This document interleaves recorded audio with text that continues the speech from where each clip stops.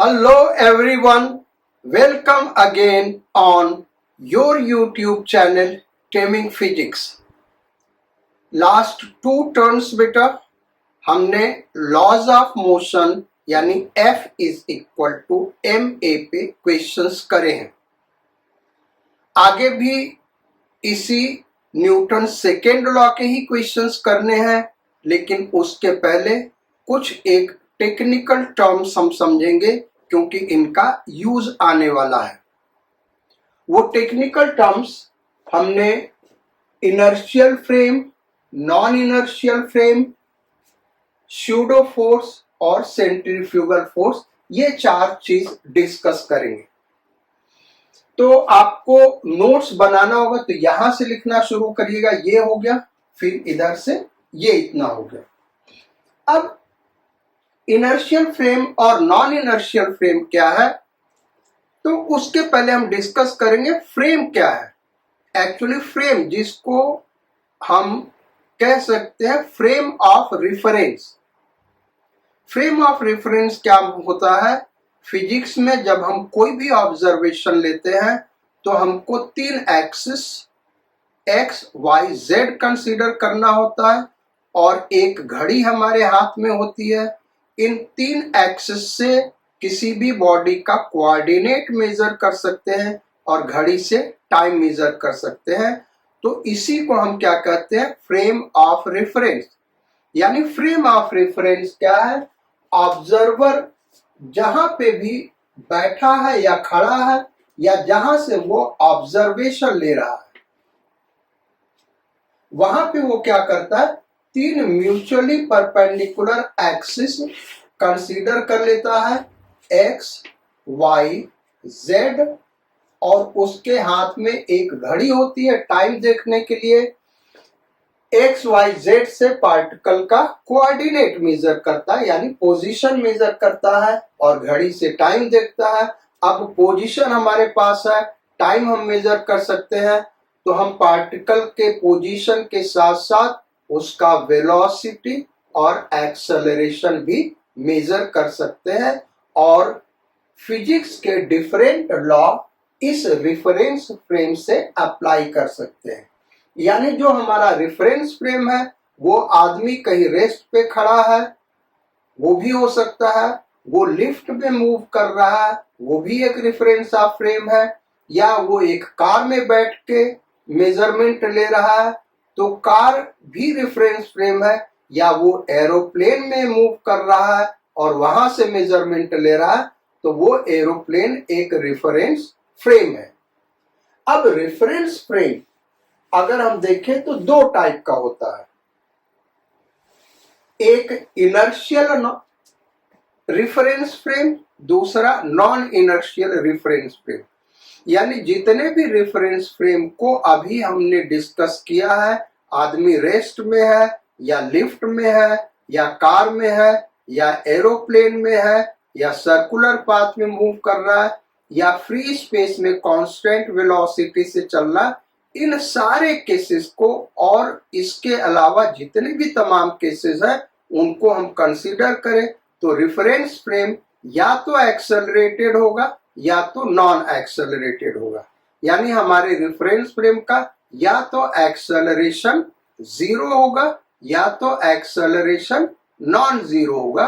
अब अगर एक्सेलरेशन 0 है तो उसको हम इनर्शियल फ्रेम या इनर्शियल फ्रेम ऑफ रेफरेंस कहते हैं, और अगर एक्सेलरेशन नॉन 0 है तो उसको हम नॉन इनर्शियल फ्रेम या non inertial frame of reference कहते हैं। तो इनर्शियल फ्रेम ऑफ रेफरेंस क्या है बेटा? It is defined as the frame of reference whose acceleration is 0। बड़ा इंपॉर्टेंट चीज है, ये याद रखना। इनर्शियल फ्रेम ऑफ रेफरेंस क्या है? Whose acceleration is 0। Next point इसमें इंपॉर्टेंट है, Newton's second law is applicable in inertial frame.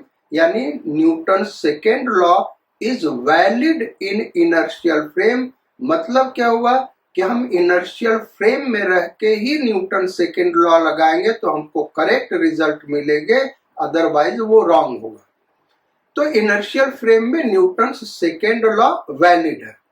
यानी अभी तक पिछले 2 क्लासेस में जितने भी हमने क्वेश्चंस करे वो आपको पता नहीं था, लेकिन वो सारे के सारे क्वेश्चंस किस रेफरेंस में किए गए? इनर्शियल रिफरेंस फ्रेम में। यानी जो ऑब्जर्वर था वो या तो रेस्ट में था या कांस्टेंट वेलोसिटी से मूव कर रहा था। एक्सेलरेशन 0 होने का मतलब क्या हुआ? कह रहा कि इनर्शियल फ्रेम का एक्सेलरेशन क्या होगा भाई? 0। अब एक्सेलरेशन अगर 0 है तो इसका मतलब क्या हुआ? वेलोसिटी कांस्टेंट है। अच्छा, वेलोसिटी कांस्टेंट है तो 2 चीज हो सकता है, या तो वेलोसिटी 0 है यानी परमानेंटली ऑब्जर्वर रेस्ट में है, या तो फिर वेलोसिटी या तो फिर पार्टिकल स्ट्रेट लाइन पे मूव कर रहा विद कांस्टेंट स्पीड। जो ऑब्जर्वर है बेटा इस केस में अगर कांस्टेंट स्पीड से स्ट्रेट लाइन पे मूव कर रहा है तो ये भी क्या होगा? इनर्शियल फ्रेम होगा, क्योंकि दोनों केस में ऑब्जर्वर का एक्सेलरेशन क्या है? 0 है। तो ये हो गया। अब नॉन इनर्शियल फ्रेम पे आते हैं। नॉन इनर्शियल फ्रेम क्या है भाई?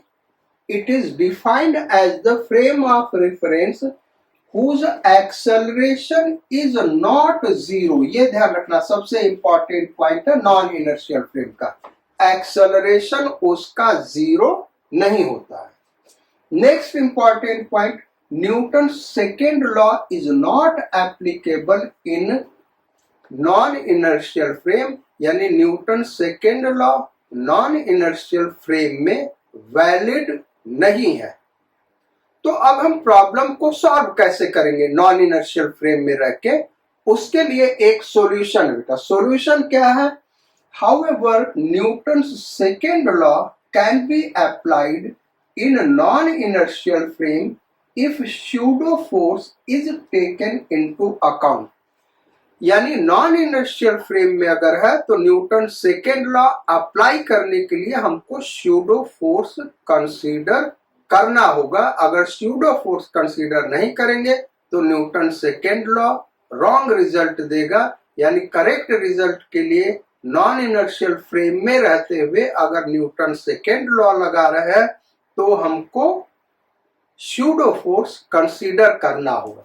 स्यूडो फोर्स क्या है उसको हम अभी बाद में डिस्कस करेंगे, पहले इसी को थोड़ा सा और डिटेल में डिस्कस करते हैं।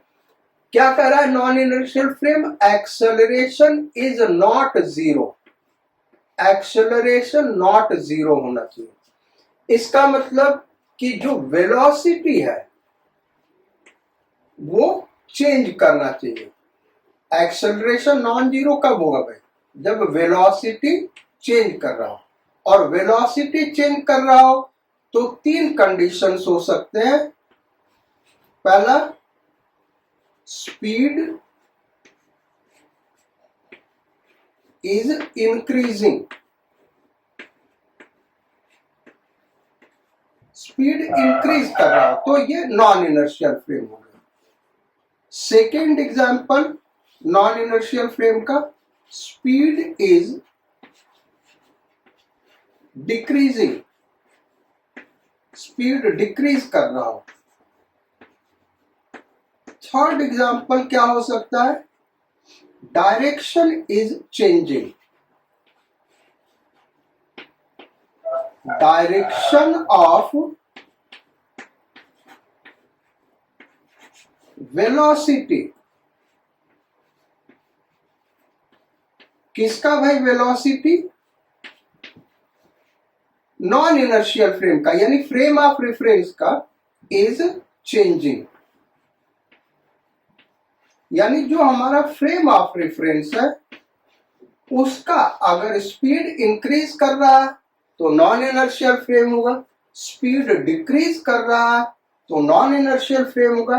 Direction of velocity of frame of reference is changing, तब भी ये नॉन इनर्शियल फ्रेम होगा। अब एक एक करके कंसीडर करते हैं। जैसे एक स्ट्रेट रोड पे बस जा रही है और उसका स्पीड इंक्रीज कर रहा है, non inertial frame of reference. Straight road पे एक बस जा रहा है और उसमें एक ऑब्जर्वर बैठा है और बस ने ब्रेक लिया तो स्पीड डिक्रीज करेगा, तो वो non inertial frame of reference होगा। या एक बस सर्कुलर पाथ पे मूव कर रहा है तो वेलोसिटी का डायरेक्शन कंटिन्यूअसली चेंज कर रहा है, वो नॉन इनर्शियल फ्रेम होगा। तो ये तो हो गया बेटा non inertial frame of reference. अब अगर हम आपसे पूछें कि अर्थ पे अगर कोई पॉइंट कंसीडर करें, so it is inertial frame और नॉन इनर्शियल फ्रेम। मेडिकल के एग्जाम में कई बार ये क्वेश्चन पूछा जा चुका है। एक ऑब्जर्वर अर्थ पे बैठा है और ऑब्जर्वेशन ले रहा है, तो इज इट इनर्शियल फ्रेम और नॉन इनर्शियल फ्रेम? ये नॉन इनर्शियल फ्रेम है बेटा। अर्थ से कोई भी ऑब्जर्वेशन लेंगे, ऑब्जर्वेशन अर्थ पे बैठ के या खड़े होके कोई भी ऑब्जर्वेशन लेगा, तो उस ऑब्जर्वर को हम कहेंगे नॉन इनर्शियल फ्रेम में है। रीजन क्या? दो रीजन है। First, earth is rotating about its axis. Earth rotate कर रहा है अपने एक्सिस के अबाउट, तो इसके ऊपर जो ऑब्जर्वर होगा वो भी रोटेट कर रहा होगा एक्सिस के अबाउट, यानी सर्कुलर पाथ पे मूव कर रहा है, यानी वेलोसिटी का डायरेक्शन चेंज कर रहा है। दूसरा एक और रीजन है कि ये नॉन इनर्शियल फ्रेम क्यों है, क्योंकि अर्थ सन के अबाउट मूव कर रहा है। तो अर्थ सन के अबाउट जब मूव कर रहा है, यानी वो सर्कुलर पाथ में मूव कर रहा है, तो इसके वजह से भी ये नॉन इनर्शियल फ्रेम होगा। तो स्ट्रिक्टली स्पीकिंग अगर आपसे पूछा जाए अर्थ पे जो ऑब्जर्वर है वो इनर्शियल फ्रेम ऑफ रेफरेंस में है या non inertial frame of reference में है, आंसर होगा non inertial frame of reference. Reason, there are two reasons. First, earth is rotating about its own axis. Second, earth is rotating about sun. लेकिन हम जितने भी प्रॉब्लम्स करते हैं day to day life में, हम इसको इनर्शियल फ्रेम ऑफ रेफरेंस मान के न्यूटन सेकेंड लॉ लगाते हैं और रिजल्ट भी हमारा करेक्ट आता है। रीजन उसका यह है कि जो रिजल्ट हम निकालते हैं बेटा वो डेसिमल के सेकेंड प्लेस तक निकालते हैं, यानी ये डेसिमल लगा है, इसके सेकेंड प्लेस तक हम रिजल्ट निकालते हैं। तो सेकेंड प्लेस तक अगर हम देखें तो अर्थ के रोटेशन का अपने एक्सिस के अबाउट और सन के एक्सिस के अबाउट अर्थ के रोटेशन का के वजह से जो एक्सेलरेशन होगा वो नेग्लिजिबल हो जाता है, सेकेंड प्लेस तक अपीयर नहीं होता है, इसलिए हमको कोई एरर नहीं मिलेगा। तो डे टू डे लाइफ में टेरेस्ट्रियल ऑब्जर्वेशन यानी अर्थ पे जो ऑब्जेक्ट्स हैं उनका ऑब्जर्वेशन के लिए हम अर्थ को इनर्शियल फ्रेम ले सकते हैं। लेकिन सेलेस्टियल ऑब्जर्वेशन का मतलब प्लेनेटरी मोशन का ऑब्जर्वेशन, स्टार्स का ऑब्जर्वेशन, मीटियोराइट्स का ऑब्जर्वेशन, इन सब का जब ऑब्जर्वेशन हम लेते हैं तो डेसिमल के 6th प्लेस तक वो ऑब्जर्वेशन लिया जाता है और वहां पे अर्थ का अपने एक्सिस के अबाउट और सन के एक्सिस के अबाउट रोटेशन की वजह से एक्सेलरेशन यही 3rd प्लेस पे ही अपीयर हो जाता है। तो अगर इनर्शियल फ्रेम लेके करोगे तो यहाँ एरर आ जाएगा, इसलिए हम उसको नॉन इनर्शियल फ्रेम लेके करते हैं जब सेलेस्टियल ऑब्जर्वेशंस लेते हैं। लेकिन इन जनरल जब आपसे पूछा जाएगा तो आप यही कहेंगे कि अर्थ पे बैठा ऑब्जर्वर क्या भाई, non inertial frame of reference. चलो भाई, तो ये हो गया इनर्शियल फ्रेम और नॉन इनर्शियल फ्रेम, इन दोनों की तो बात हो गई। अब नॉन इनर्शियल फ्रेम में करा न्यूटन सेकेंड लॉ तभी एप्लीकेबल होगा जब हम स्यूडो फोर्स कंसीडर करें। तो स्यूडो फोर्स है क्या? बड़ा ही सिंपल डिफिनेशन बेटा, is defined as the imaginary force, ये ध्यान रखना, is defined as the imaginary force, ये एक इमेजिनरी फोर्स है which appears to act on a body when observed from non-inertial frame। यानी जो स्यूडो फोर्स है वो एक काल्पनिक फोर्स है, इमेजिनरी फोर्स है, और वो तभी हमको दिखता है किसी बॉडी पे एक्ट करते हुए जब हम non inertial frame of reference से उस बॉडी को ऑब्जर्व करते हैं। इसके एग्जाम्पल हम देंगे, लेकिन स्यूडो फोर्स का फार्मूला क्या होगा इसको हमने यहाँ पे डिस्कस किया बेटा फिगर में, और यही सबसे इम्पोर्टेंट चीज है क्योंकि न्यूमेरिकल्स में ये बड़ा प्रॉब्लम क्रिएट करता है स्यूडो फोर्स लिखा कैसे जाए। तो ये हमारा ऑब्जर्वर है भाई, X axis, Y axis, Z axis इसके परपेंडिकुलर है, और इस रेफरेंस फ्रेम का एक्सेलरेशन हमने ए मान लिया। अब एक ऑब्जेक्ट है मास m का, उस पे बहुत सारे रियल फोर्सेस लग रहे होंगे जो हमने यहाँ पे शो नहीं किया है। वो डिपेंड करता है कि कैसे दूसरे बॉडी से कनेक्टेड है। जैसे सरफेस पे है तो नॉर्मल रिएक्शन लगेगा, अर्थ पे है ग्रेविटेशनल फोर्स लगेगा, हैंग कर रहा है तो टेंशन लगेगा, ये चार्ज्ड बॉडी है इलेक्ट्रिक फील्ड में रखा है तो इस पे इलेक्ट्रिक फोर्स लगेगा, और भी बहुत सारे एक्सटर्नल फोर्स लगाए जा सकते हैं या लग रहे होंगे। वो रियल फोर्सेस है उसके बारे में हम ऑलरेडी पढ़ चुके हैं कैसे उनको दिखाना है। हम यहाँ केवल स्यूडो फोर्स की बात कर रहे हैं। तो इस रेफरेंस फ्रेम से अगर इस ऑब्जेक्ट को ऑब्जर्व करें बेटा तो इस पे एक स्यूडो फोर्स, एक काल्पनिक फोर्स, एक आभासी फोर्स, एक इमेजिनरी फोर्स एक्ट करते हुए दिखेगा। किधर दिखेगा? जिधर हम एक्सेलरेट कर रहे हैं उसके अपोजिट डायरेक्शन में। ये ध्यान रखिएगा भाई, ये बड़ा इंपॉर्टेंट है। जिधर रेफरेंस ऑफ फ्रेम एक्सेलरेट कर रहा है स्यूडो फोर्स किधर लगेगा? उसके अपोजिट डायरेक्शन में लगेगा। और इसका फार्मूला क्या होगा? Mass of body into acceleration of non inertial frame ma, लेकिन डायरेक्शन क्या होगा? अपोजिट होगा। यानी स्यूडो फोर्स क्या होगा बेटा? m इंटू ए, जहां m क्या है? बॉडी का मास है, और a क्या है? नॉन इनर्शियल फ्रेम का एक्सेलरेशन। बॉडी का एक्सेलरेशन नहीं, नॉन इनर्शियल फ्रेम का एक्सेलरेशन है। ये ध्यान रखना, ये बड़ा इंपॉर्टेंट चीज बेटा। और उस एक्सेलरेशन के अपोजिट डायरेक्शन में लगेगा। यानी अगर वेक्टर फॉर्म में लिखना चाहते हो इस फोर्स को तो ऐसे अगर हमने एरो लगा दिया तो फिर यहाँ माइनस साइन लगाना जरूरी हो जाएगा, क्योंकि pseudo force non inertial frame के एक्सेलरेशन के अपोजिट डायरेक्शन में होता है। एक चीज फिर से हम ध्यान दिलाते हैं क्योंकि ये कंफ्यूजन क्रिएट करेगा। F is equal to ma, Newton second law में F is equal to ma। F क्या है? नेट एक्सटर्नल फोर्स, और A क्या है? Acceleration of the body, body का एक्सेलरेशन है। लेकिन यहाँ स्यूडो फोर्स में A क्या? Acceleration of non inertial frame. तो इसका एक एग्जांपल हम कंसीडर करते हैं बेटा। सपोज करो एक बस है और ये बस ऐसे खड़ी है यहाँ पे, और यहाँ पे एक आदमी खड़ा है इसके अंदर, इस बस के अंदर।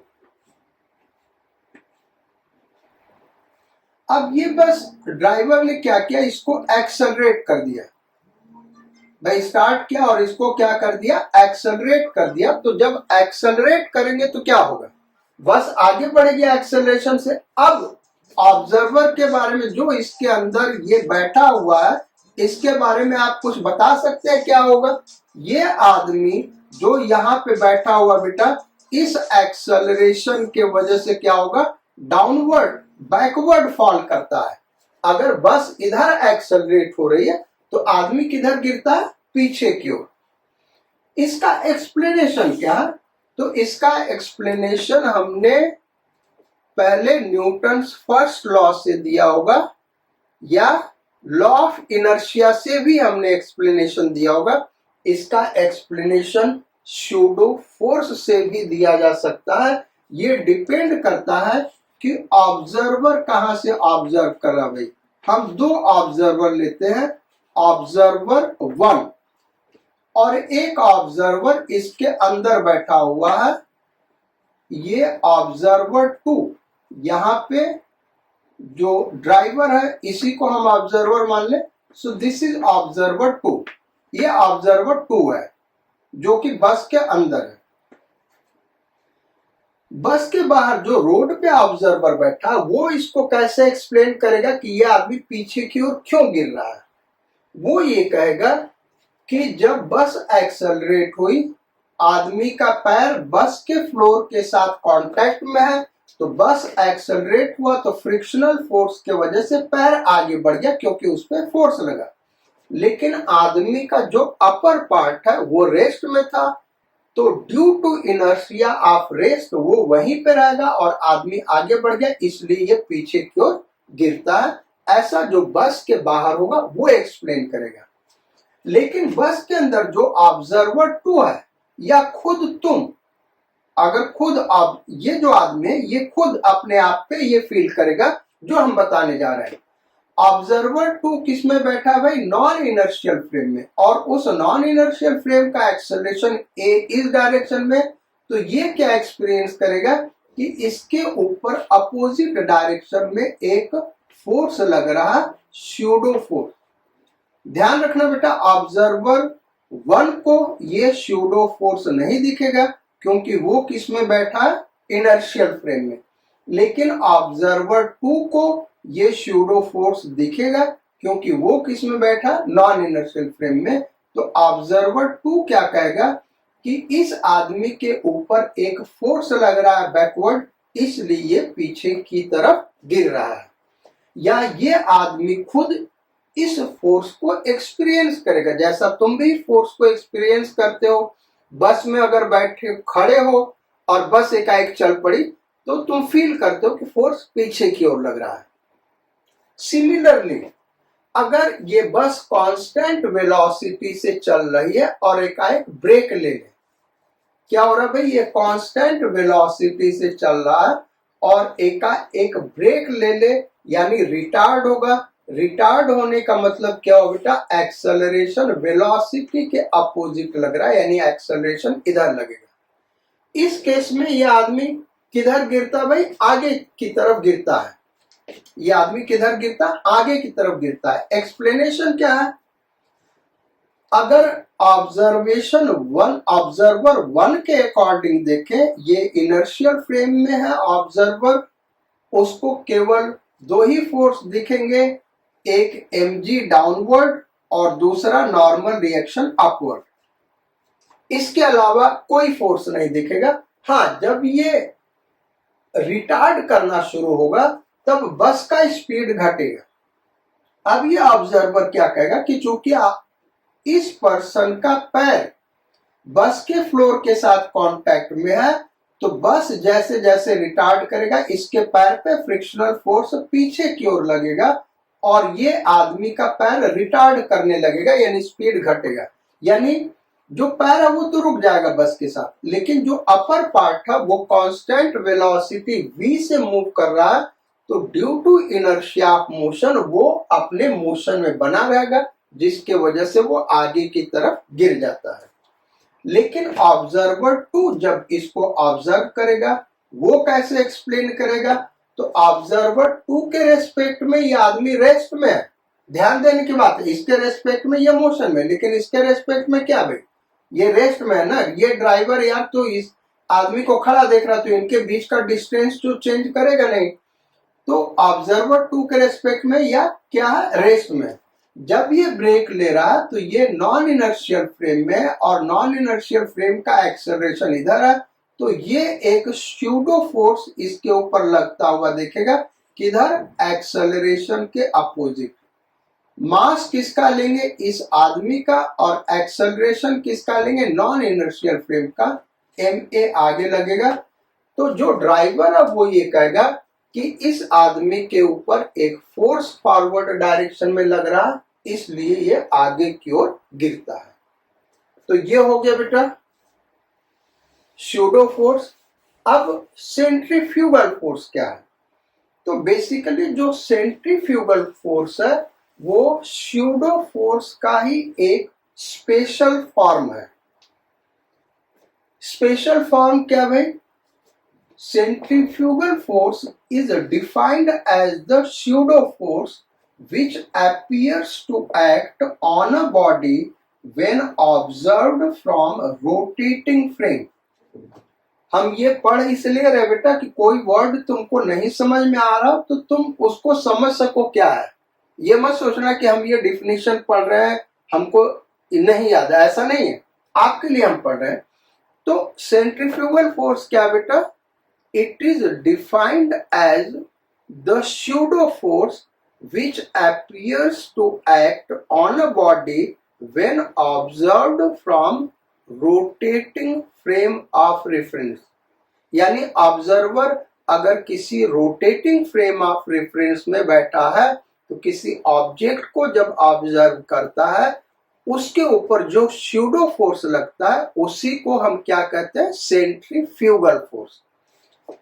तो सेंट्रीफ्यूगल फोर्स ये हमको लग रहा है क्लास 9th में भी आप लोगों ने पढ़ा होगा बेटा। ये रेफरेंस फ्रेम हम ले लें एक्स वाई जेड एक्सिस और ये रेफरेंस फ्रेम जेड एक्सिस के अबाउट एंगुलर वेलोसिटी ओमेगा से रोटेट कर रहा है। अब यहां पे जो ऑब्जर्वर होगा वो इस ऑब्जेक्ट को देख रहा है बेटा। तो जब इस ऑब्जेक्ट को देखेगा तो इसके ऊपर फोर्स यही वाला लग रहा है, स्यूडो फोर्स ही लग रहा है, लेकिन यहाँ पे ए जो है वो क्या हो गया? Centripetal acceleration. तो सेंट्रीपिटल एक्सेलरेशन किधर होता है बेटा? Toward centre. यानी जब ये ऑब्जर्वर इसको देखेगा तो सेंट्रीपिटल एक्सेलरेशन, ये एक्सिस रोटेट कर रहा है तो सेंट्रीपिटल एक्सेलरेशन किधर लगेगा? Toward centre. तो जो फोर्स होगा वो एक्सेलरेशन के अपोजिट डायरेक्शन में होना चाहिए, तो एक्सेलरेशन के अपोजिट डायरेक्शन में m इंटू ए। और सेंट्रीपिटल एक्सेलरेशन क्या होता है? ओमेगा स्क्वायर आर, जहां पे ओमेगा नॉन इनर्शियल फ्रेम का एंगुलर वेलोसिटी और आर उस ऑब्जेक्ट का distance from the axis of rotation. ये चीज है। अब इसके एक एग्जांपल को लेके समझाते हैं। जैसे सपोज करो एक रोटेटिंग टेबल है, इस तरीके से एक रोटेटिंग टेबल है और अपने इस वर्टिकल एक्सिस के अबाउट रोटेट कर रहा एंगुलर वेलोसिटी ओमेगा से। अब हम दो ऑब्जर्वर ले लें, एक ऑब्जर्वर जो ग्राउंड पे बैठा है ऑब्जर्वर 1 और एक ऑब्जर्वर जो इस नॉन इनर्शियल फ्रेम पे बैठा है। वो कहीं पे भी बैठा हो सकता है बेटा, वो यहां बैठा हो सकता है, यहां बैठा, कहीं पे भी बैठा हुआ है। तो हम यहां पे दिखा दे रहे एक्सिस ऑफ रोटेशन पे, यहां पे ये पर्सन बैठा हुआ है। एक ऑब्जेक्ट हम ले लें यहां पे पड़ा हुआ है। अब जैसा कि आप जानते हैं, इस ऑब्जर्वेशन को आप अच्छी तरीके से जानते होंगे।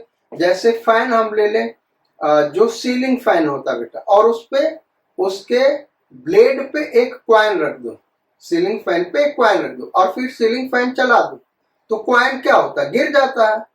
क्यों गिर जाता है? इसी का एक्सप्लेनेशन देना है। एक्सप्लेनेशन दो जगह से हम दे सकते हैं बेटा। एक ऑब्जर्वर 1 जो इनर्शियल फ्रेम में है, एक ऑब्जर्वर 2 जो नॉन इनर्शियल फ्रेम में बैठा है। इसका मास m हम सपोज कर लेते हैं। तो ऑब्जर्वर 1 जब उसको ऑब्जर्व करेगा तो वो क्या कहेगा भाई कि फैन रोटेट कर रहा और फैन के साथ साथ ये बॉडी भी रोटेट कर रहा है। फैन के साथ साथ ये बॉडी इस सर्कुलर पाथ पे रोटेट करेगा, ऐसे यही होगा ना सर्कुलर पाथ। अब वो रोटेट साथ में क्यों कर रहा है? क्योंकि फ्रिक्शनल फोर्स वहां पे प्रेजेंट है और फ्रिक्शनल फोर्स उसको सेंट्रीपिटल फोर्स दे रहा है। इधर फ्रिक्शनल फोर्स क्या प्रोवाइड करेगा भाई? Centripetal force. इसको हम आगे भी डिटेल में डिस्कस करेंगे बेटा, क्योंकि फ्रिक्शनल फोर्स अभी तुमको नहीं पता है तो शायद ये ज्यादा समझ में ना आए, लेकिन इसको हम डिस्कस करेंगे आगे। तो ग्राउंड पे जो ऑब्जर्वर बैठा उसको केवल रियल फोर्सेस दिखेंगे, एक mg डाउनवर्ड दिखेगा इस पे एक्ट करता हुआ, एक नॉर्मल रिएक्शन एक्ट करता हुआ दिखेगा, और दूसरा फ्रिक्शनल फोर्स टुवर्ड्स सेंटर, क्योंकि इसके स्लिप करने की टेंडेंसी किधर होगी, बाहर की ओर, तो फ्रिक्शनल फोर्स किधर लगेगा, अंदर की ओर। तो ये ऑब्जर्वर क्या कहेगा बेटा कि इसके ऊपर दो फोर्स लग रहे हैं, ये दोनों कैंसिल आउट कर रहे हैं, और एक force frictional force towards centre लग रहा है, इसलिए ये सर्कुलर पाथ पे चल रहा है। किसी भी बॉडी पे जब टुवर्ड्स सेंटर फोर्स लगता है तो वो कैसे मूव करता है, सर्कुलर पाथ पे। तो ये सर्कुलर पाथ पे मूव कर रहा है, लेकिन जैसे जैसे फैन की वेलोसिटी बढ़ेगी ये फ्रिक्शनल फोर्स इंक्रीज करता जाएगा, लेकिन एक लिमिट है फ्रिक्शनल फोर्स के बढ़ने की, उससे ज्यादा अगर स्पीड इंक्रीज कर गया तो ये frictional sufficient frictional force provide नहीं कर सकता और ये बॉडी स्लिप करके गिर जाएगा, ऐसा ऑब्जर्वर 1 बोलेगा। यानी ऑब्जर्वर 1 को 3 रियल फोर्सेस दिख रहे हैं, 2 कैंसिल आउट हो गए, एक कह रहा है कि वो सर्कुलर पाथ पे इसको मूव करा रहा है लेकिन स्पीड बहुत ज्यादा हो जाएगी तो फ्रिक्शनल फोर्स उतना डेवलप नहीं हो सकता, इसलिए ये स्लिप करके गिर जाएगा। ऑब्जर्वर 2 जो यहां पे बैठा है वो क्या कहेगा भाई, तो उस ऑब्जर्वर 2 के लिए ये ऑब्जेक्ट रेस्ट में है, उसके लिए क्या है, ऑब्जर्वर 2 के लिए ऑब्जेक्ट रेस्ट में है, साथ के साथ में ऑब्जर्वर 2 एक नॉन इनर्शियल फ्रेम में बैठा है, तो उसको ये 3 रियल फोर्स तो दिखेंगे ही दिखेंगे, इसके अलावा एक सेंट्रीफ्यूगल फोर्स दिखेगा, जैसे हमने यहाँ पे बताया है। सेंट्रीफ्यूगल फोर्स बेटा हमेशा एक्सिस ऑफ रोटेशन से अवे लगता है और वो कितना होगा, m ओमेगा स्क्वायर r। अब ये ऑब्जर्वर 2 क्या कहेगा कि भाई जैसे जैसे हम ओमेगा बढ़ाएंगे फ्रिक्शनल फोर्स बढ़ेगा और पार्टिकल सर्कुलर पाथ पे मूव करता रहेगा, लेकिन फ्रिक्शनल फोर्स के बढ़ने के एक लिमिट होती है, अगर ओमेगा उससे ज्यादा एक्सीड कर गया तो ये स्लिप करके बाहर की तरफ चला जाएगा। यानी एक्सप्लेनेशन दोनों का अपने अपने जगह पे करेक्ट है। ये इनर्शियल फ्रेम में रख के केवल रियल फोर्सेस से एक्सप्लेनेशन दे रहा है और ये नॉन इनर्शियल फ्रेम में रख के रियल फोर्सेस और इमेजिनरी फोर्स या स्यूडो फोर्स या इस केस में सेंट्रीफ्यूगल फोर्स इसको कंसीडर करेगा, तभी इसको एक्सप्लेन कर पाएगा, अदरवाइज एक्सप्लेन नहीं कर पाएगा। यही इसका कहने का सेंस है। ये जो कहने का सेंस है बेटा वो यही कहने का सेंस है। न्यूटन सेकेंड लॉ हम तभी अप्लाई कर सकते हैं जब नॉन इनर्शियल फ्रेम में स्यूडो फोर्स को कंसीडर करें। अब इसको बिना कंसीडर किए अगर हम केवल रियल फोर्सेस लेके न्यूटन सेकेंड लॉ लगा दें तो फिर हम कभी नहीं एक्सप्लेन कर सकते कि ये बॉडी बाहर की ओर गया क्यों, बाहर की ओर स्लिप क्यों किया। या फिर इसको तो छोड़ दो, यहां से ये भी नहीं बता सकता कि ये फ्रिक्शनल फोर्स क्यों लग रहा है, क्योंकि इसके रेस्पेक्ट में ये क्या है, रेस्ट में है।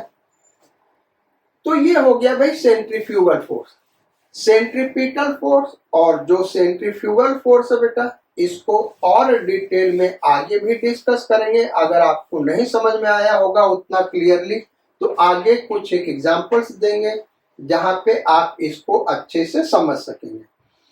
अब यहाँ पे आगे बढ़ने से पहले बस हम 2 चीज डिस्कस करना चाहेंगे बेटा, inertial frame, non inertial frame. यानी आप जब भी क्वेश्चंस करते हैं आपको डिटरमिन करना होगा कि आप इनर्शियल फ्रेम से सॉल्व करना चाहते हैं या नॉन इनर्शियल फ्रेम से। इनर्शियल फ्रेम में रहेंगे तो न्यूटन सेकेंड लॉ एप्लीकेबल है, केवल रियल फोर्सेस लेंगे। नॉन इनर्शियल फ्रेम में करना चाहते हैं तो न्यूटन सेकेंड लॉ एप्लीकेबल है लेकिन स्यूडो फोर्स कंसीडर करना होगा। यानी अगर फ्रेम हमारा एक्सेलरेटेड है तो एक स्यूडो फोर्स ma के बराबर लगेगा बॉडी पे, इसको कंसीडर करना होगा एक्सेलरेशन के अपोजिट डायरेक्शन में, और इसी स्यूडो फोर्स को रोटेटिंग फ्रेम ऑफ रेफरेंस में क्या कहते हैं, सेंट्रीफ्यूगल फोर्स। अब सवाल ये उठता है, आपके दिमाग में ये आ रहा होगा कि भाई हम जानेंगे कैसे कि कब कौन सा लॉ लगाना है, कब हमको इनर्शियल फ्रेम से सॉल्व करना है और कब नॉन इनर्शियल फ्रेम से सॉल्व करना है। तो इसके लिए कुछ एक एग्जांपल्स देते बेटा, वहां से आपको क्लियरली समझ में आ जाएगा कि कब आपको इनर्शियल फ्रेम से क्वेश्चंस करना है, कब नॉन इनर्शियल फ्रेम से। दोनों फ्रेम से करोगे आंसर सेम आएगा भाई।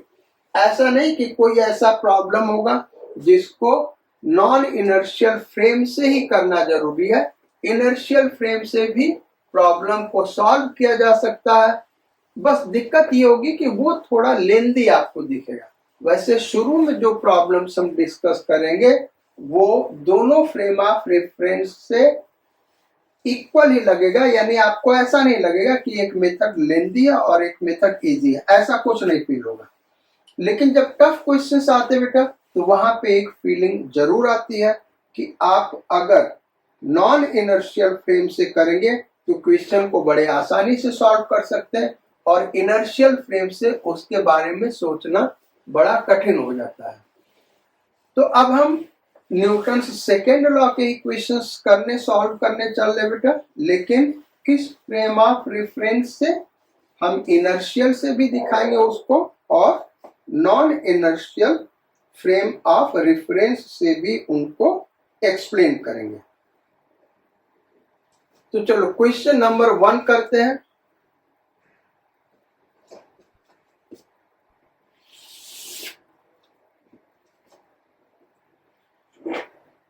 क्वेश्चन नंबर 1,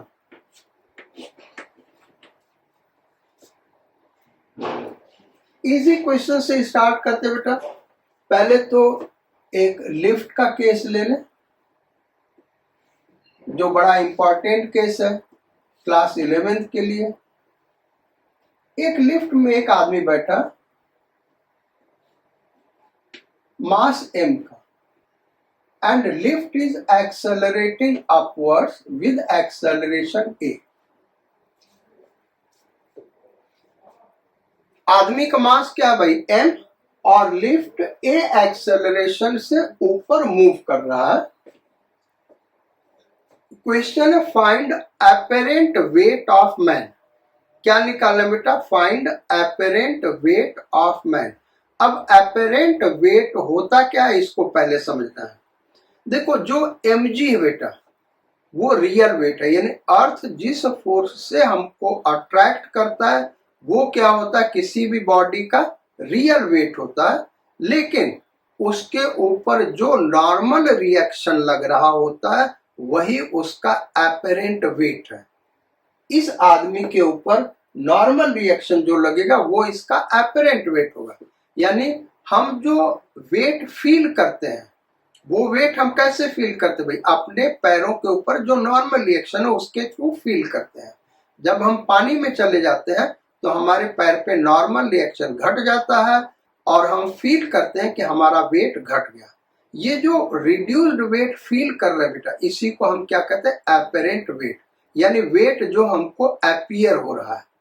और सिंपली वेट का है या एक्चुअल वेट का है वो क्या है? जिस फोर्स से अर्थ हमको अट्रैक्ट करता है। तो इसका अपरेंट वेट निकालना, और अपरेंट वेट क्या होगा भाई? Normal reaction.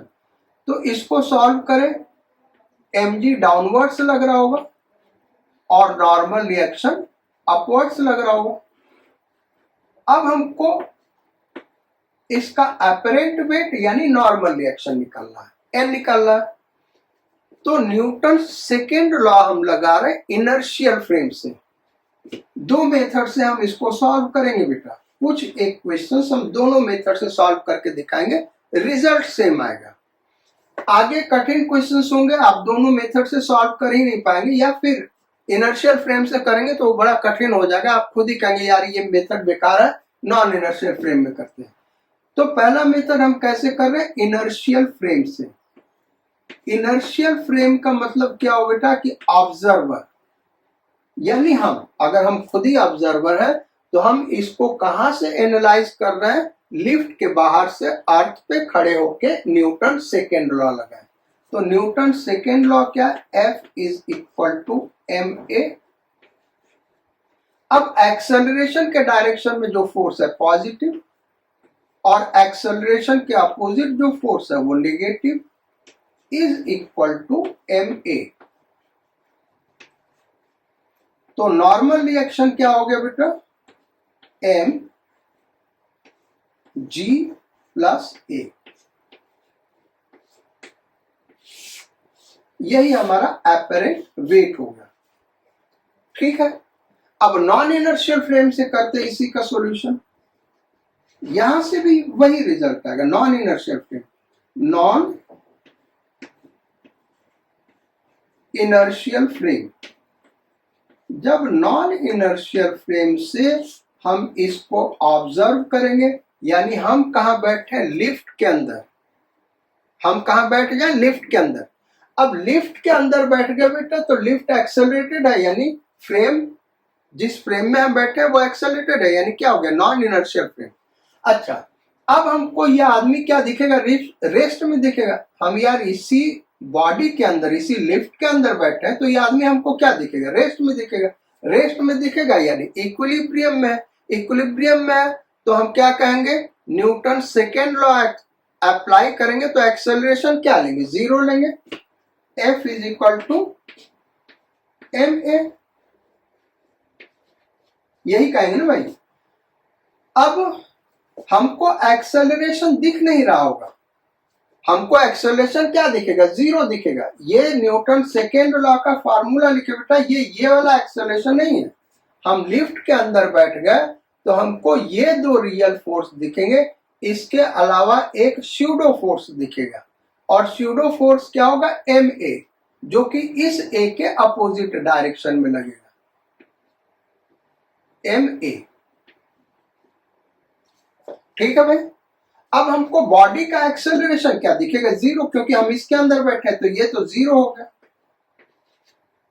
और फोर्सेस क्या क्या दिख रहा है, ये 3 फोर्स दिख रहा है। तो अपवर्ड फोर्स को हमने पॉजिटिव ले लिया तो डाउनवर्ड फोर्स दोनों क्या हो जाएंगे, नेगेटिव।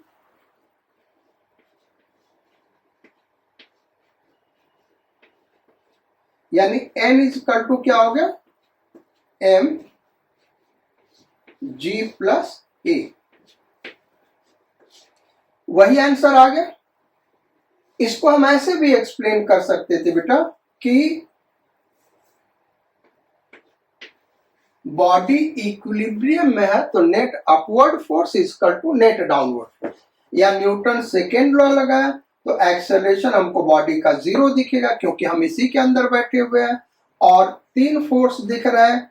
एक फोर्स अपवर्ड को हमने पॉजिटिव लिया तो force vector quantity, downward force को क्या लेंगे, नेगेटिव लेंगे। आंसर वही आ गया। ये इनर्शियल फ्रेम, ये नॉन इनर्शियल फ्रेम, रिजल्ट वही है। और अगर हम देखें तो दोनों इक्वली इजी है बेटा, ऐसा हम नहीं कर सकते कि ये ज्यादा इजी है, ये ज्यादा इजी है। सेकेंड क्वेश्चन हम करते, क्वेश्चन नंबर 2। ये एल्जेब्रिक फॉर्म में इसलिए हम करा रहे हैं भाई कि आपको ये रिजल्ट्स याद होने चाहिए, ये याद रखना बेटा, ये रिजल्ट्स आपको याद होने चाहिए। सेकेंड केस, लिफ्ट एक्सेलरेट करना डाउनवर्ड ए एक्सेलरेशन से। अब इसी को हम सॉल्व कर रहे हैं पहले इनर्शियल फ्रेम ऑफ रेफरेंस से। तो Newton second law, F equal to ma, acceleration के डायरेक्शन में जो फोर्स होगा वो पॉजिटिव, mg पॉजिटिव लेंगे, और एक्सेलरेशन के अपोजिट जो फोर्स होगा उसको negative, is equal to mass into acceleration. Inertial frame से यानी ग्राउंड पे, अर्थ पे रह के हम ऑब्जर्व कर रहे हैं। तो जब ये लिफ्ट ए एक्सेलरेशन से नीचे आ रहा तो ये आदमी भी तो ए एक्सेलरेशन से नीचे आ रहा होगा ना भाई, और यही हमारा ऑब्जेक्ट है, तो ये हो गया। यहां से हम करें तो n इज इक्वल टू क्या आ गया भाई, mg माइनस a, यानी एपरेंट वेट डिक्रीज कर जाएगा। एपरेंट वेट क्या होगा बेटा, डिक्रीज कर जाएगा। नॉन इनर्शियल फ्रेम से अगर हम देखें, अब कैसे इसको सॉल्व करेंगे, तो नॉन इनर्शियल फ्रेम में रखे यानी उसी लिफ्ट के अंदर खड़ा होके अगर उस आदमी को हम ऑब्जर्व कर रहे हैं भाई, तो उस केस में क्या होगा, उसके ऊपर ये दोनों रियल फोर्स तो हमको दिखेगा, लेकिन जब हम इसके अंदर बैठे हैं तो ऑब्जेक्ट हमको रेस्ट में दिखेगा। ये क्या दिखेगा? रेस्ट में। और एक स्यूडो फोर्स दिखेगा एम ए, जहां एम जिस ऑब्जेक्ट को ऑब्जर्व कर रहे हैं उसका मास, और ए नॉन इनर्शियल फ्रेम का एक्सेलरेशन। और लगेगा किधर? नॉन इनर्शियल फ्रेम के एक्सेलरेशन के अपोजिट डायरेक्शन में, यानी एम ए इधर लगेगा। यानी नॉन इनर्शियल फ्रेम में इसके अंदर जो आदमी बैठा उसको 3 फोर्स दिखेंगे, और आदमी रेस्ट में दिखेगा यानी इक्विलिब्रियम में दिखेगा। या फिर हम ये यहां से भी कर सकते हैं कि आदमी का एक्सेलरेशन 0। अब अपवर्ड फोर्स को हम पॉजिटिव ले लें तो N प्लस MA, तो डाउनवर्ड फोर्स क्या हो जाएगा बेटा? Negative mg। तो N इज इक्वल टू क्या हो गया? mg minus a। यही आ गया। वहां से भी वही आ रहा, 2 स्टेप में, वहां से 2 स्टेप में, यहां से। दोनों इक्वली इजी हैं। इसमें हम ऐसा कुछ नहीं कर सकते बेटा कि एक कठिन है एक इजी है। थर्ड क्वेश्चन पे आते हैं। ये जो भी क्वेश्चन हम करा रहे बेटा एल्जेब्रिक फॉर्म में करा रहे हैं, एक फार्मूले के रूप में, ताकि ये रिजल्ट्स आपको याद हो। और रिजल्ट्स याद रहेंगे तो अगर ये क्वेश्चन न्यूमेरिकल फॉर्म में आएंगे तो आप डायरेक्ट आंसर दे सकते हैं। इनको डिराइव करने का कोई जरूरत नहीं पड़ेगा। एक कार ले लेते हैं और ये कार ए एक्सेलरेशन से हॉरिजॉन्टल रोड पे मूव कर रहा है। क्या भाई? ये कार ए एक्सेलरेशन से हॉरिजॉन्टल रोड पे मूव कर रहा है। इसके अंदर हमने एक सिंपल पेंडुलम हैंग कर दिया।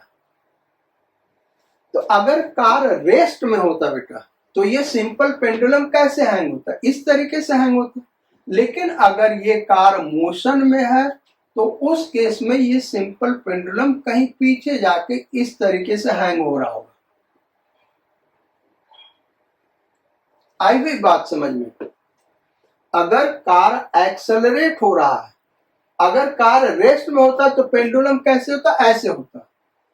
कांस्टेंट वेलोसिटी से चल रहा होता तभी ये पेंडुलम ऐसे ही होता बेटा। लेकिन अगर ये एक्सेलरेटेड है तो ये डे टू डे लाइफ का ऑब्जर्वेशन है। जो पेंडुलम है वो बैकवर्ड डायरेक्शन में जाके थोड़ा सा टिल्ट होके ऐसे इक्विलिब्रियम में आ जाएगा। क्वेश्चंस 2 बनते हैं। एक, ये एंगल थीटा क्या होगा? दूसरा,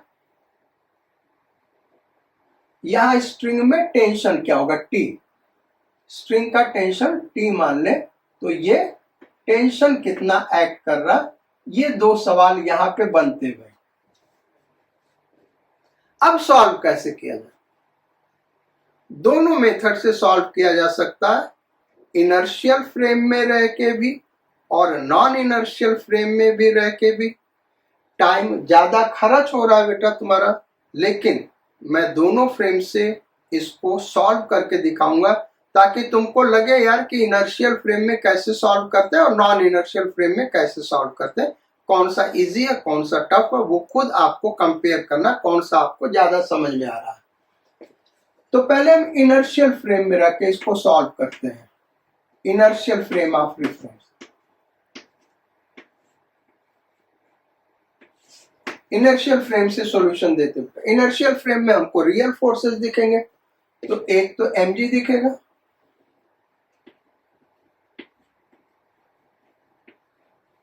दूसरा ये टेंशन दिख रहा होगा।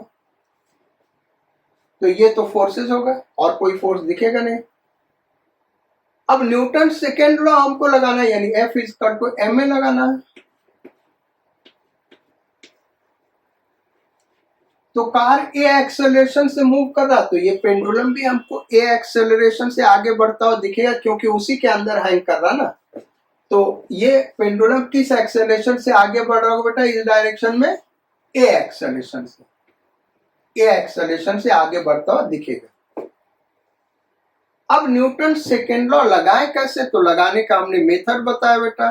पहले है बीडी बनाना, यानी जो रियल फोर्सेस एक्ट कर रहे हैं वो दिखाओ। Second, mark the direction of acceleration. Third, resolve the forces. तो रिजॉल्व द फोर्सेस में इसको तो रिजॉल्व करेंगे नहीं क्योंकि ये 90 डिग्री पे, इसको रिजॉल्व करेंगे क्योंकि न तो ए के अलोंग है न तो 90 डिग्री पे। तो इस टेंशन को रिजॉल्व करेंगे बेटा, तो ये देखो क्या आएगा।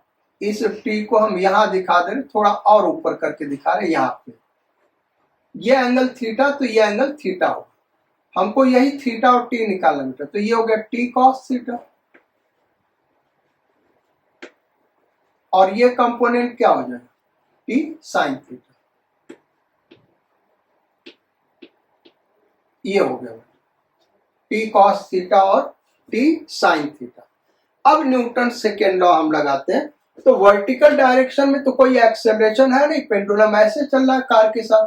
तो वर्टिकल डायरेक्शन में क्या होगा भाई, बॉडी इक्विलिब्रियम में है, यानी net upward force is equal to net downward force, यानी टी कॉस थीटा। क्या हो गया बेटा, टी कॉस थीटा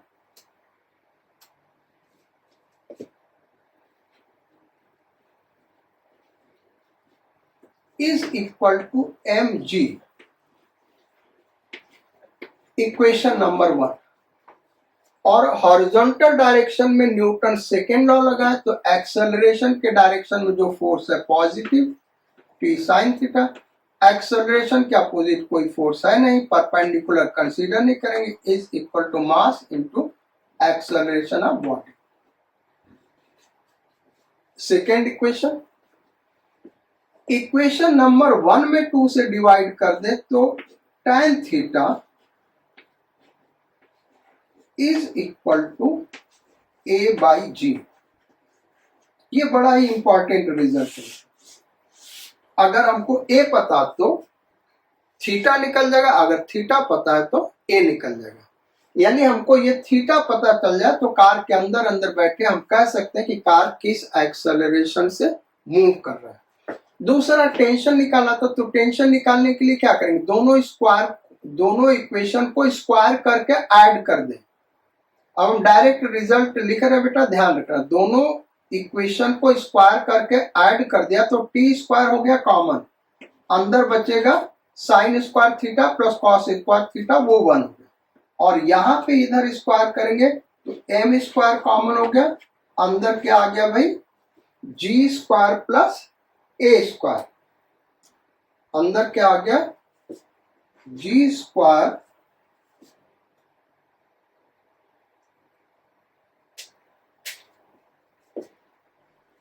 जी स्क्वायर प्लस ए स्क्वायर। तो टी इज इक्वल टू क्या हो गया, एम अंडर रूट जी स्क्वायर प्लस ए स्क्वायर। यहां से हम टेंशन निकाल सकते हैं।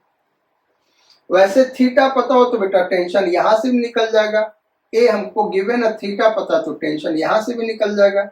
लेकिन अगर हमको केवल ए दिया तो टेंशन यहां से निकल जाएगा। तो ये हो गया थीटा, tan थीटा का फॉर्मूला ये टी। ये रिजल्ट आपको पता होना चाहिए। अब इसी को हम नॉन इनर्शियल फ्रेम से सॉल्व कर रहे हैं। इसी को क्या कर रहा है, नॉन इनर्शियल फ्रेम से सॉल्व कर रहा है। तो नॉन इनर्शियल फ्रेम से जब सॉल्व करेंगे बेटा, तब हमको दिखेगा क्या, देखो यहीं पे हम दिखा रहे हैं, यहां पे नया फिगर बना दे रहे हैं। ये हमारा कार हो गया,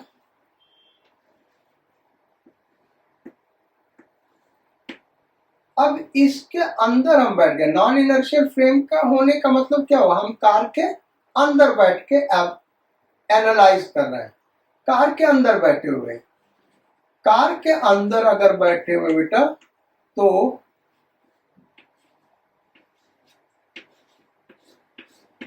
ऐसे यहां पे हम बैठे हुए, तो हमको कार का एक्सेलरेशन नहीं दिखेगा, हमको ये ऑब्जेक्ट कैसे दिखेगा, रेस्ट में दिखेगा। और फोर्सेस क्या क्या लग रहे होंगे, एक mg, दूसरा टेंशन, ये रियल फोर्स तो दिखेगा ही, तीसरा स्यूडो फोर्स दिखेगा। कार का एक्सेलरेशन ए इधर है तो हमको फोर्स किधर दिखेगा, इधर दिखेगा, एम ए, एक्सेलरेशन के अपोजिट डायरेक्शन में ये एक्सेलरेशन दिखेगा। ये एंगल थीटा हमको निकालना और टेंशन निकालना। हमको ये तीन फोर्स दिखेंगे, इसके अलावा कोई फोर्स नहीं दिखेगा। दो रियल फोर्स, एक वर्चुअल फोर्स जिसको स्यूडो फोर्स कह रहे हैं। और ये ऑब्जेक्ट हमको कैसे दिखेगा भाई, रेस्ट में दिखेगा। ये ऑब्जेक्ट कैसे दिखेगा, रेस्ट में दिखेगा, यानी इक्विलिब्रियम में। अब इक्विलिब्रियम में है तो इक्विलिब्रियम में हमने पढ़ा है बेटा, अगर किसी बॉडी पे तीन फोर्स लग रहे हैं और उसमें से कोई दो फोर्स म्यूचुअली परपेंडिकुलर है तो क्या करते हैं, थर्ड फोर्स को रिजॉल्व कर देते हैं। तो इस फोर्स को रिजॉल्व कर दे तो इधर क्या हो गया भाई, ये थीटा तो ये थीटा होगा, तो ये क्या हो गया, टी कॉस थीटा, और इधर क्या हो गया, T sine theta.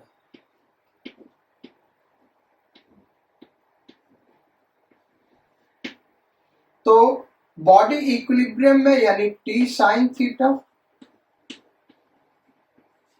Is equal to M A, और वर्टिकल डायरेक्शन में इक्विलिब्रियम में यानी T cos theta is equal to M G. तो आप देखें वही दो इक्वेशन आ गया, फर्दर इसको सॉल्व कर लेंगे, यही चीज, यही आंसर हमारा आ जाएगा। सो नॉन इनर्शियल फ्रेम से ये तरीका बेटा सॉल्व करने का, इनर्शियल फ्रेम से देखेंगे तो ये तरीका सॉल्व करने का, दोनों इक्वली इजी या इक्वली टफ है। सिंपल सी बात यह है कि आपको समझ में कौन सा आ रहा है और कौन सा नहीं आ रहा है। वैसे हमारा ऑब्जर्वेशन ये बेटा कि जब टफ प्रॉब्लम होते हैं तो नॉन इनर्शियल फ्रेम से ही प्रॉब्लम को हम सॉल्व करते हैं, वहां से आसानी से सॉल्व हो जाता, या फिर टोटल सॉल्यूशन का कुछ पार्ट हम नॉन इनर्शियल फ्रेम से करते हैं और कुछ पार्ट इनर्शियल फ्रेम से करते हैं। ऐसे कहीं क्वेश्चंस आएंगे तो उनको हम डिस्कस करेंगे। नेक्स्ट इसी में आगे हम डिस्कस करते हैं। अब नेक्स्ट केस, सपोज कर लो जिस बॉडी को हमने लिया वो एक कार में है और कार किस पाथ में मूव कर रहा है भाई, सर्कुलर पाथ पे मूव कर रहा है। कार किस पाथ पे मूव कर रहा है बेटा, सर्कुलर पाथ पे मूव कर रहा है। तो उसके ऊपर कैसा फोर्स लगेगा भाई, अगर नॉन इनर्शियल फ्रेम से देखेंगे तो एक सेंट्रीफ्यूगल फोर्स लगेगा। इनर्शियल फ्रेम से देखेंगे तो उसके ऊपर केवल रियल फोर्सेस ही देखेंगे, सेंट्रीफ्यूगल फोर्स नहीं दिखेगा। तो ये जो सर्कुलर पाथ वाला ऑब्जर्वेशन बेटा उसको बाद में करेंगे, पहले एक और प्रॉब्लम कर लेते हैं। ये स्ट्रेट रोड वाला ही अभी हमने सिंपल पेंडुलम के लिए डिस्कस किया। एक और केस हम डिस्कस कर रहे हैं और वो बड़ा इंपॉर्टेंट केस है, और उसके एप्लीकेशन को समझाएंगे कि वो रिजल्ट आपको याद होने से कितना फायदा मिलता है। तो क्वेश्चन नंबर 3 हमने ये करा था, question number 4।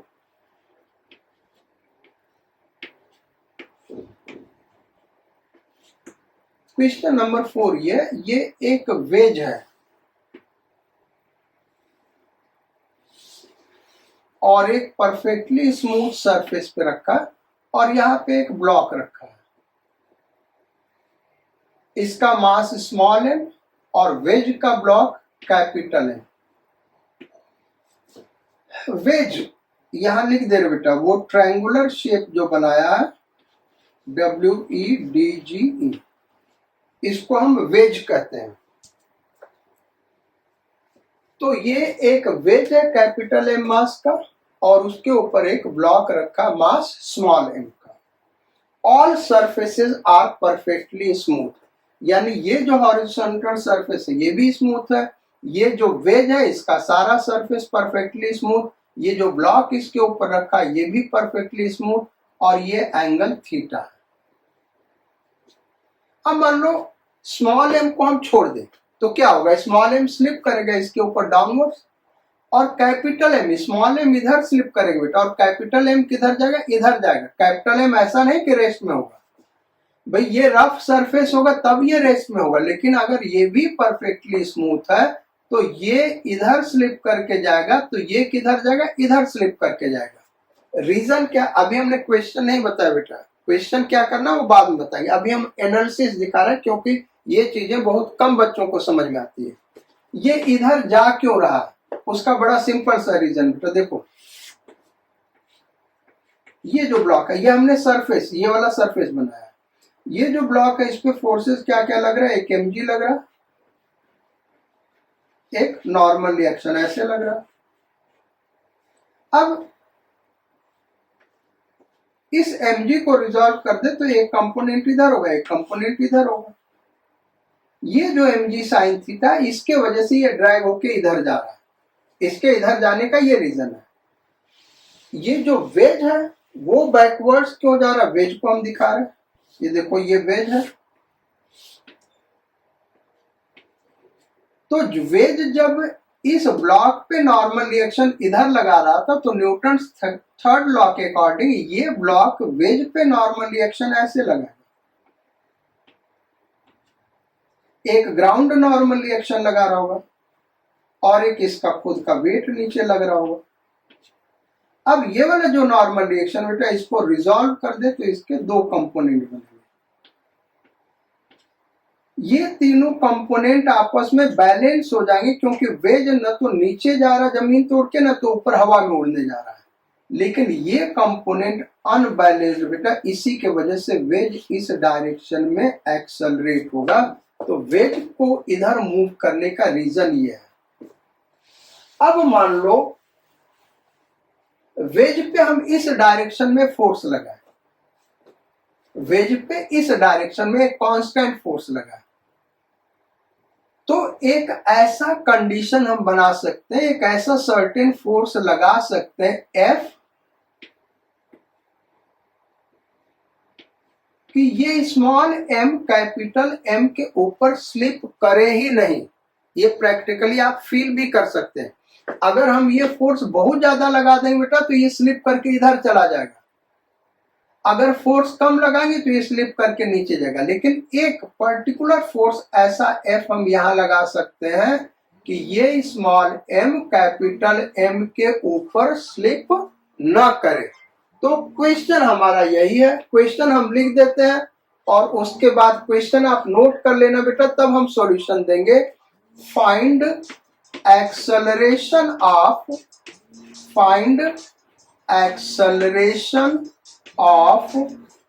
Capital M so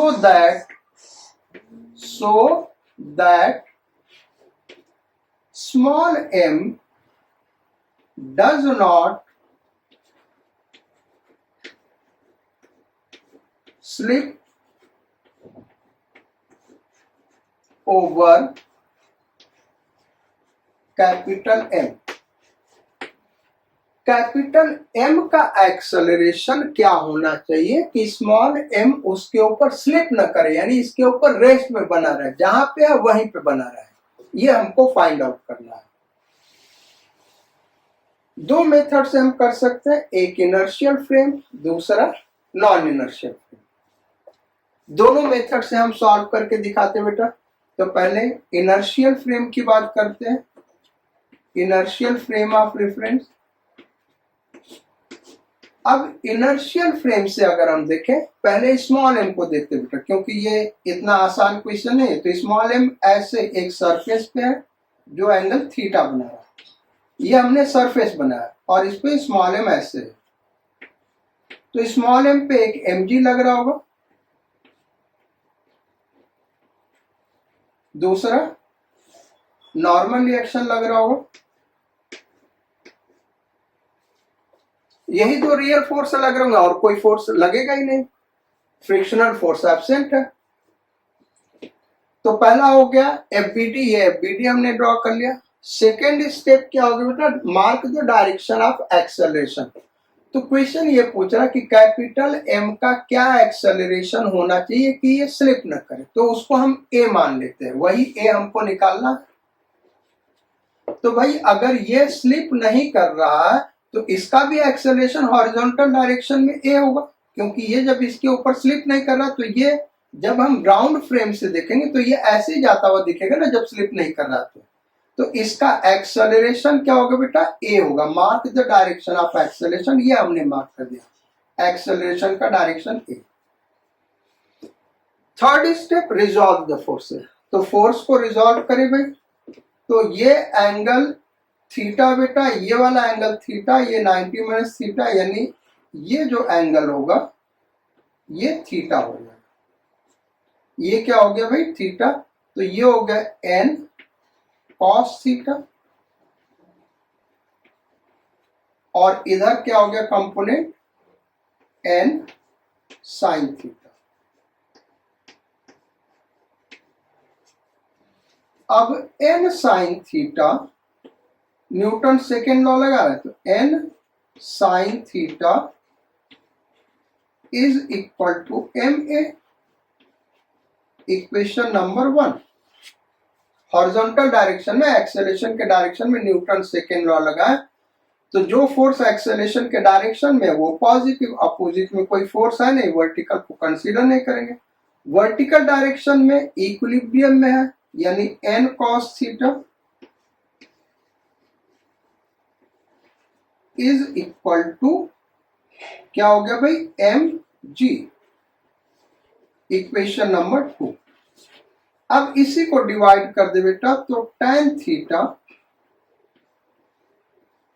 is equal to A by G. हमको ए निकालना था कि स्लिप न करे, तो ए इज इक्वल टू क्या हो गया, जी tan थीटा। ये इसका आंसर होगा बेटा। बड़ा इंपॉर्टेंट रिजल्ट है, अगर रिजल्ट याद रहेगा तो इतना नहीं करना होगा। अगर जी tan थीटा से इसको इधर एक्सेलरेट कर दे तो ये स्लिप नहीं करेगा। अगर इसका एक्सेलरेशन जी tan थीटा से कम हो गया तो ये नीचे स्लिप करने लगेगा, और अगर इस वेज का एक्सेलरेशन इस डायरेक्शन में जी tan थीटा से ज्यादा हो गया तो ये ऊपर की ओर स्लिप करने लगेगा। तो ये तो हो गया इसका सॉल्यूशन। कहां से भाई, हमने इनर्शियल फ्रेम से सॉल्व किया है। अब नॉन इनर्शियल फ्रेम से सॉल्व करें, तो नॉन इनर्शियल फ्रेम से जब हम सॉल्व करेंगे बेटा, यानी हम वेज के ऊपर ही बैठ गए। हम कहां पे बैठ गए भाई, वेज के ऊपर बैठ गए, और वेज के ऊपर बैठ गए तो अब ये हमको रेस्ट में दिखेगा भाई। वेज के ऊपर बैठ गए और ये स्लिप नहीं कर रहा, तो हमको क्या दिखेगा, रेस्ट में दिखेगा, यानी इक्विलिब्रियम में दिखेगा। रियल फोर्स एक mg और दूसरा नॉर्मल रिएक्शन।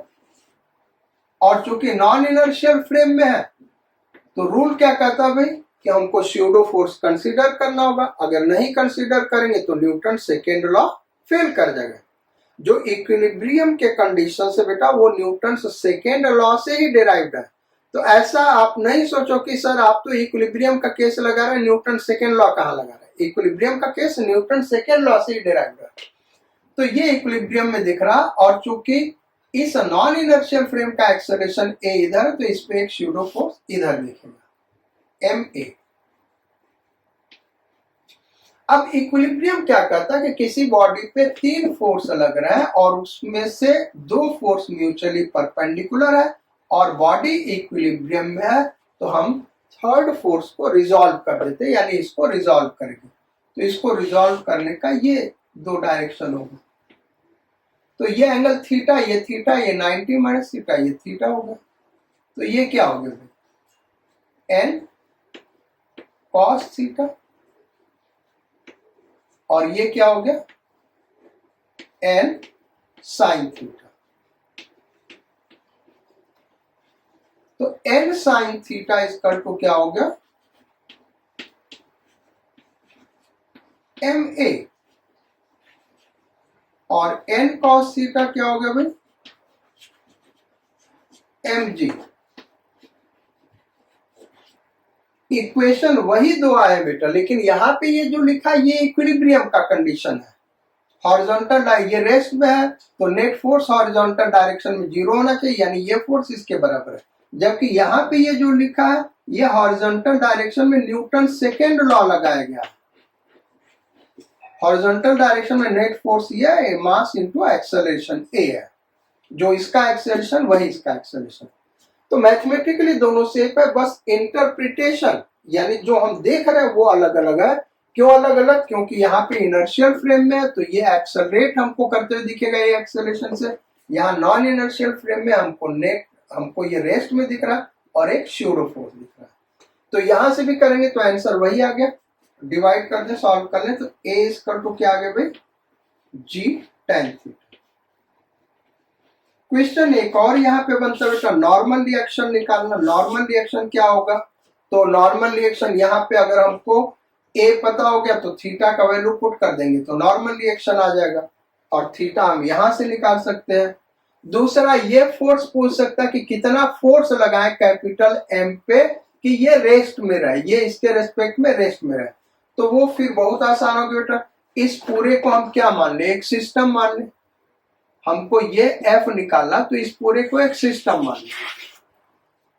तो F एक्सेलरेशन के डायरेक्शन में एक ही फोर्स लगा, F is equal to small m plus क्या हो गया भाई? ये small m plus capital M into acceleration ये, और ये कितना? g tan theta. तो ये फोर्स लगाएंगे अगर कैपिटल M पे तो स्मॉल m कैपिटल M के रिस्पेक्ट में रेस्ट में रहेगा।